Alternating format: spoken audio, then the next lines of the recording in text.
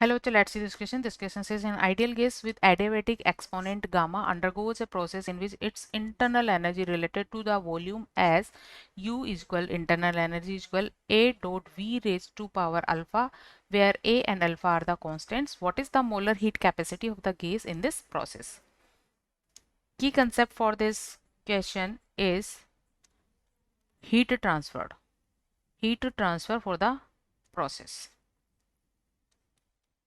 Key concept for this question is heat transferred for the process. So heat transfer delta Q है, delta Q is equal होगा delta U plus W, delta U internal energy change and W is work. अब work क्योंकि यहाँ gas के through किया जाता है तो वर्क होता है यहाँ नेगेटिव, तो डेल्टा क्यू इजिकल मिल जाता है हमें डेल्टा यू माइनस डब्ल्यू। अब क्योंकि यहाँ क्वेश्चन में हमें इंटरनल एनर्जी और वॉल्यूम का रिलेशन गिवन है, उस रिलेशन का यूज करते हुए हम इसके लिए वर्क की वैल्यू कैलकुलेट करेंगे। सो जैसा ही क्वेश्चन में गिवन है ए इजक्वल यू इजक्वल है a dot b raise to power alpha और यू इजक्वल होता है एन सी बी टी, तो हम लिख सकते हैं N C b t equal a dot b raise to power alpha. और इसको अगर हम फर्दर सॉल्व करें तो हमें इस तरह की वैल्यू मिल जाती है एन सी बी, और टी की जगह अगर आइडियल गैस इक्वेशन को फॉलो करें तो आइडियल गैस इक्वेशन के हिसाब से या टी की जगह हम लिख सकते हैं p b upon n r is equal a dot b raise to power alpha. अगर हम इनको इस साइड ट्रांसफर करें तो हम यहाँ एन एन और एन कैंसिल हो जाएंगे which represent the number of moles.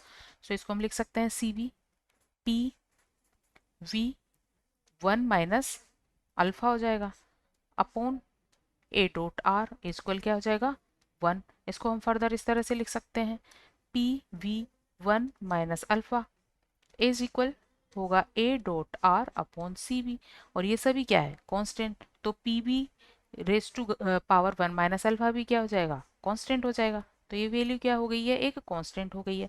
और ये पीवी रिलेशन एक पॉलीट्रॉपिक प्रोसेस को रिप्रेजेंट करता है, किसे एक पॉलीट्रॉपिक प्रोसेस को ये रिप्रेजेंट करता है, जिसको PV raise to power n से रिप्रेजेंट करते हैं। PV raise to power n क्या होता है कांस्टेंट होता है। तो यहाँ से एन वैल्यू अगर हम इन दो इक्वेशंस को कंपेयर करें तो यहाँ से हमें एन वैल्यू मिल जाती है 1 माइनस अल्फा, और एन या पॉलीट्रॉपिक इंडेक्स कहलाता है। This is polytropic index. So इसका यूज करते हुए हम नेक्स्ट स्टेप में कैलकुलेट करेंगे वर्क की वैल्यू, और वर्क इक्वल होता है minus n minus n, work equal होता है minus n R delta T upon n minus 1, n या पॉलीट्रॉपिक इंडेक्स है, और डेल्टा यू इज इक्वल होता है N R delta T upon gamma minus 1, क्योंकि C B dot M value होती है R upon gamma minus 1। C B dot M represent the molar heat capacity at constant volume.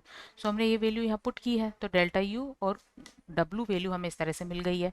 तो W and delta U value में relation हमें इस तरह से मिल जाएगा, डब्ल्यू इक्वल हो जाएगा डेल्टा यू, ये रिलेशन हमें मिलेगा delta U into gamma minus 1 divide by alpha. तो डब्ल्यू और डेल्टा यू के बिटवीन हमें इस तरह से रिलेशन मिल जाता है। अब क्योंकि हमने डब्ल्यू कैलकुलेट कर लिया है तो अब हम यहाँ कैलकुलेट कर सकते हैं total heat transfer which is delta Q equal होता है डेल्टा यू माइनस डब्ल्यू, और डेल्टा क्यू को हम लिख सकते हैं N C M delta T, और डेल्टा यू को लिख सकते हैं N C B dot M delta T. और W इक्वल होता है N R delta T upon gamma minus 1, sorry n minus 1. Here the W is n minus 1.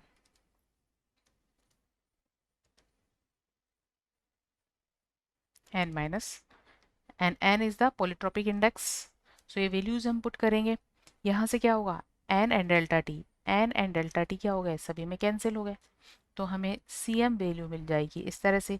Cv dot m का relation ये होता है R के साथ, तो इसको लिख सकते हैं R upon gamma minus 1, minus ये रिलेशन भी होगा R अपॉन n माइनस 1, और n की वैल्यू हमें रखनी है 1 माइनस अल्फ़ा. सो ये वैल्यू हम पुट करेंगे यहाँ पर, R upon gamma minus 1 minus R upon ये वैल्यू होगी 1 माइनस अल्फ़ा माइनस 1. सो ये कैंसिल हो जाएगा और minus alpha minus minus plus हो जाएंगे. सो फाइनली हम लिख सकते हैं Cm molar heat capacity equal R upon gamma minus 1 plus R upon alpha.